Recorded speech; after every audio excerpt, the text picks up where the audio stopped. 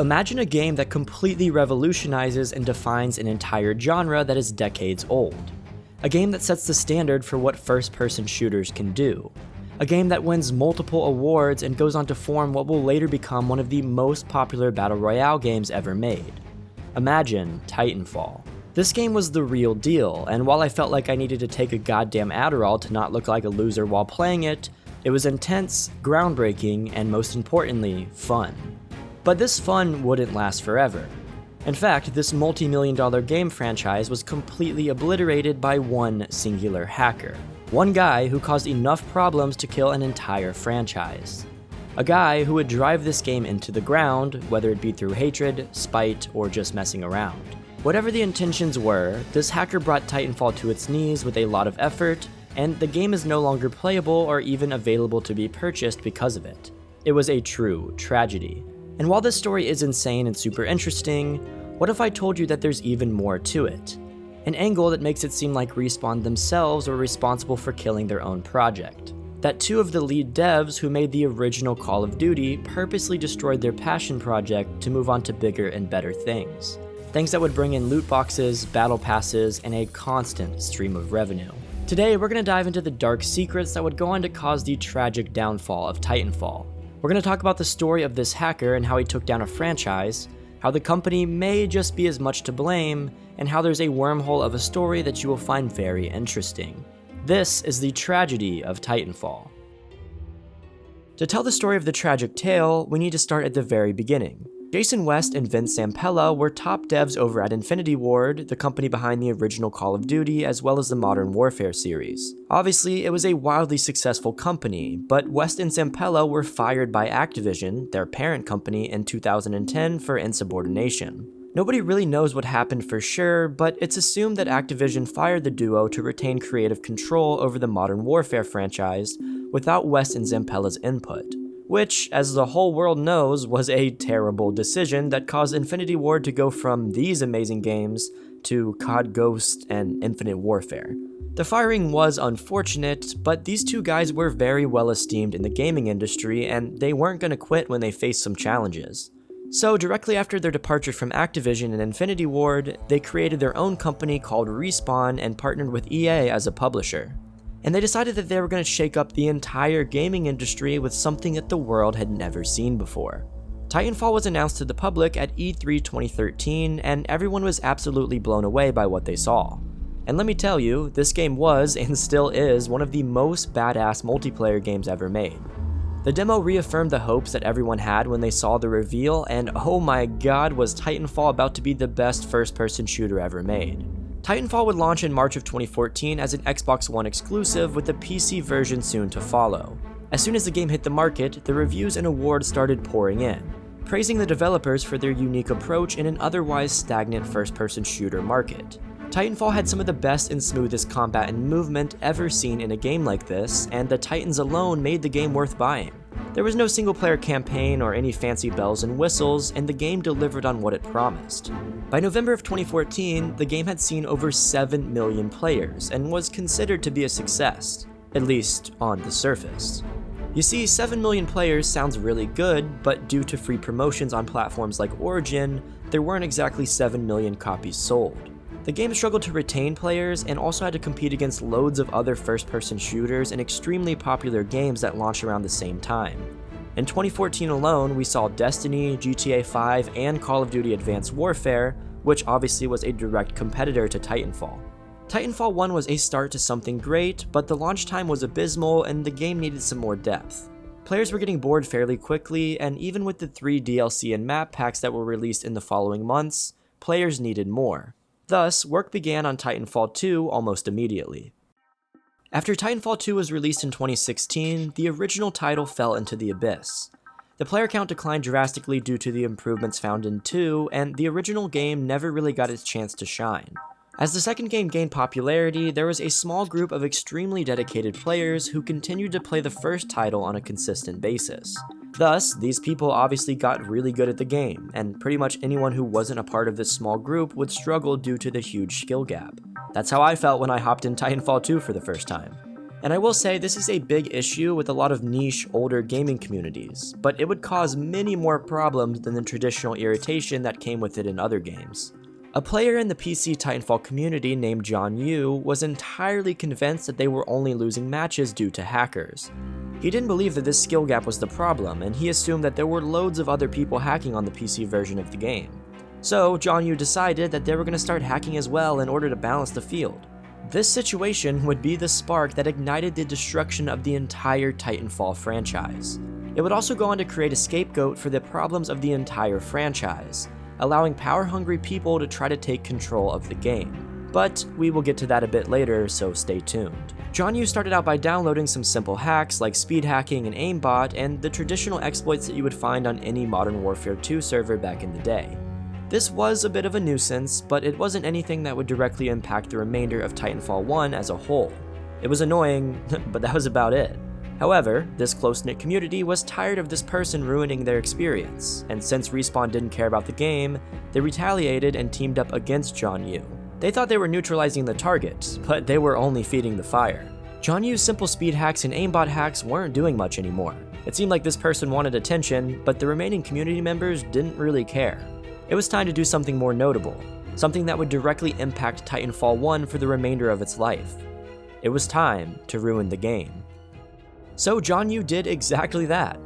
He found a way to reverse engineer the game, and he developed something called the Atomic Bomb, which abused an exploit with Titanfall servers checking player names and allowed him to join servers with a bot that had an insanely long name. This name was long and randomized, and it crashed the entire server that it joined, kicking everyone out and often even crashing their games. This bot began to wreak havoc across the remainder of the Titanfall PC community, and people were constantly being kicked from games due to this nuisance of a bot. But the crazy part about all of this was that the Atomic Bomb was something that had to be manually operated, which means that John Yu had to manually be looking at the game to see if people were searching for a match, and then connect while people were looking to physically cause them to disconnect from the game. This guy had to sit around, pay attention, and go through the physical effort to join when other people were trying to play. He was extremely committed to ruining this game for everyone, and he was going to do it no matter what it took. The situation with the Atomic Bomb turned into an epidemic that threatened the longevity of the game and caused the few remaining players to look for a solution. Enter TF Remnant. Remnant was a community of people who wanted to bypass John Yu's hacks and enjoy the game that they had grown to love over the years. They just wanted to play Titanfall. So a person named Redshield rallied the troops, and he found that if a lobby full of players joined a match at the exact same time, there would be no slots for John Yu to join and crash their game. Look at that, problem solved. They found a way to do scheduled events with their small Discord community and play without interruption from John Yu. It was a small step towards the goal of bringing Titanfall back to life. Then comes P0. If John Yu was the main antagonist, P0 was the protagonist in this story. The one fighting the battle to bring John Yu down and to bring back Titanfall to the masses. This guy was one of the most active members in the early days of Remnant, and he was extremely technically skilled and wanted to find a way to fix the problem once and for all. So this community organized their events to play the game, and P0 was working on a program called Spyglass Network, which would fill the slots in the servers with bots who could then be replaced with real people when the operator of the network allows it. So from what I understand by reading through thousands of Discord messages from 2019, is that P0 would operate the bot, basically whitelist people, and when they were whitelisted, they would take one of the bot's places. This prevented John Yu from being able to join and crashing the lobby that the Discord members were playing their events in. This genius bit of white hat hacking saved the game for the 40 or so people who still played it and were in the Remnant Fleet Discord. There was once again hope, at least until Respawn could come up with a fix. But this fix wasn't coming. In fact, it was rumored that they only had a 2-man team working on Titanfall 1, and it appears as if the company didn't want to allocate the resources needed to fix the security issues that caused these problems in the first place. So the community was abandoned, and they had to figure out what to do on their own. According to very recent Discord messages between me and P0 in the Remnant Fleet Discord, it seems like Spyglass was only a temporary solution, and when Respawn didn't take actions to fix the problems, it eventually became irrelevant. This allowed the small remaining community to still enjoy the game without John Yu being able to do anything about it. And for him, that was not okay. So he developed something more complex. A series of bots that would basically fill up every slot in every open server in Titanfall, making it to where nobody at all could play the game. These bots were much more complex than the atomic bomb, and they basically blacklisted everyone in the community from even getting into a lobby in the first place. The game was 100% unplayable for 100% of the players who owned the game, and Respawn did pretty much nothing about it. In fact, throughout most of this time, the game was still for sale on Steam for full price, with hundreds or even thousands of people buying it every year. And this went on for almost 3 entire years with no solution. The game had fully died, and a singular hacker was the one responsible for killing it. But Respawn didn't care, and they had a valid reason not to. Titanfall 2 had launched in 2016, and anyone who was still interested in playing the Titanfall series was on that game instead. It was a newer, somewhat better game, and it was actually playable. Titanfall 1, on the other hand, even before the hacker killed it, was already on its last leg. So why would Respawn focus on this dying game instead of their cash cow of Apex Legends or their sequel of Titanfall 2? Just let it die out and they no longer have to worry about it. And that's exactly what they did. At this point, the remaining players gave up hope and went over to Titanfall 2 instead. But this didn't last for long either. John Yu moved on to bigger and better things, to a community that had people remaining to mess with. It was time for him to ruin Titanfall 2 as well. So he worked on what he called the blacklist. Basically, this was a way to ban pretty much anyone and everyone from the game entirely at John Yu's discretion. He could add someone to this list, and from there, they would no longer be able to connect to any lobbies, and anyone who's in a lobby with them will also be kicked off. This new list was impressive, and it was set to wreak havoc across the Titanfall 2 community. And to gain that aforementioned publicity, John Yu started by publicly targeting streamers. These streamers would be kicked offline while streaming the game, and often met with racist, messed up comments in their Twitch chat by none other than John Yu. His name spread once again like wildfire throughout the community, and his notoriety increased even further. Somehow, John Yu managed to make this blacklist work on people no matter what their name, account, IP address, location, or even what platform they were on. In simple terms, he got access to the core of the game's infrastructure and implanted himself on it like a parasite that was bound to suck out the life of this community. Titanfall 2 was in John Yu's hands, and it was like this due to the fundamentally flawed design from Respawn themselves. The same Respawn that didn't allocate any resources to fix the issues in the first place. But with this newfound publicity in the community regarding John Yu targeting big streamers who were the lifeblood of Titanfall 2, things were different now. You see, there wasn't a lot of information about the previous Titanfall 1 hacks on the internet except for within the small remaining community. Most people didn't know and most people didn't care, and Respawn wasn't getting a whole lot of pushback. But now that these streamers were publicly getting targeted in front of their large audiences, the word was getting out. Respawn was being mentioned a lot more, and their PR team probably started to sweat a little bit. So on May 20th, 2021, years after the problems with the original game started and months after they began in TF2, they tweeted that they were going to be looking into a fix for it. This fix never really happened, and the fate of Titanfall 2, while not as bad as the first game, was not looking good. All of this was still just the beginning. You may be wondering how this story could get any more complicated than this, but you have no idea. You don't know what would happen when Apex, the golden egg of Respawn, gets targeted on July 4th, 2021, a few months after the Titanfall tweet that yielded no results. Apex Legends servers got taken down for an extended period of time on this day, with a message directing players to savetitanfall.com being posted on the main menu screen. All players who tried to play the game during this period were given this message, and savetitanfall.com was born. SaveTitanfall.com was an informative website aimed at shining light onto the terrible problems that had been facing the Titanfall community for years. The same problems that I've been talking about in this video. On this website was a link that took you full circle to the TF Remnant Fleet Discord, the one that was created by fans of Titanfall 1 and 2 to help keep the games alive. The ones that served as the complete opposite of what John Yu was trying to do. So, people obviously assumed that the staff and the leaders of this server, like P0, the one I mentioned earlier, were directly responsible for hacking Apex Legends as well. And that is a fair assumption considering that the site links back to their very own Discord server and that they were passionate about saving their favorite franchise. It makes sense, and if they wanted to get attention from Respawn, this was the way to do it. They wanted to promote their cause, bring light to the issues, and hopefully get this multi-year battle over with. But there's actually another layer to this that makes it even more complex. After this hack happened, the problems with Titanfall 2 received major news coverage by journalists all over the world. The hack accomplished its mission and sent a lot of people to their Discord server. But P0 and Red Shield, the two main guys in charge of this server, made sure that everyone knew the hack wasn't their decision. They made claims about how the hacker was trying to target them and that they didn't plan this hack and didn't point it back at SafeTitanfall.com in the Discord. They were adamant about this, and most people believed them. But some higher-ups in the Discord made a document that exposed everything, made some crazy accusations, and turned the entire situation on its head to make Remnant Fleet the bad guys.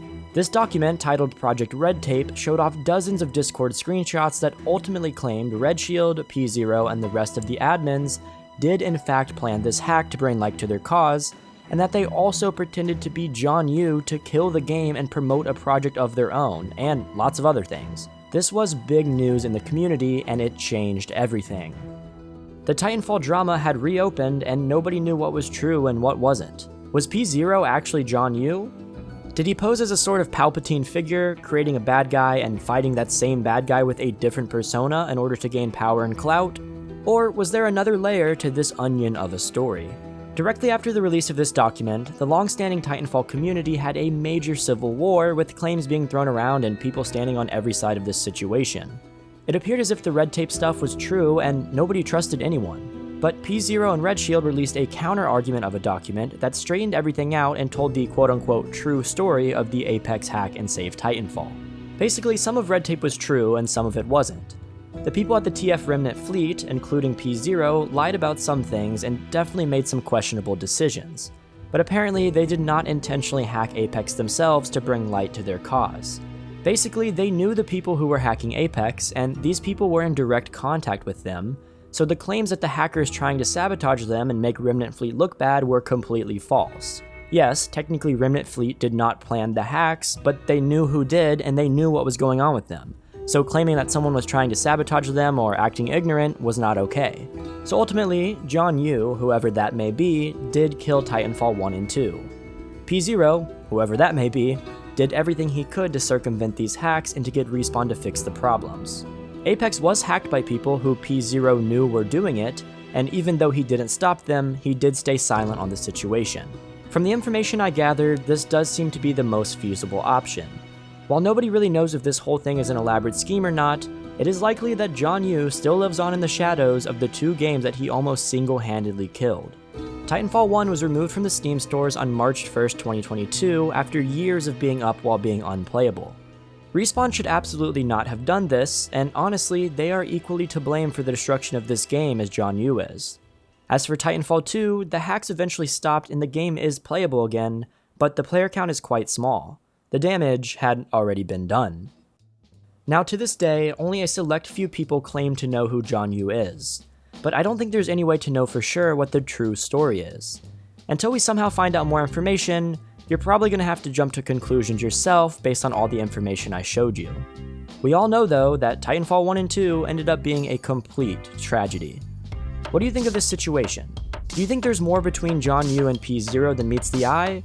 Is the whole thing a chapter that needs to be closed with people moving on? Or is it all Respawn's fault? I want to hear your thoughts in the comments. If you guys enjoyed this video, make sure to like and subscribe, and feel free to follow me on Twitter to see some pointless tweets about games and some other information about my channel. I hope you guys enjoyed. I will see you next time, and peace.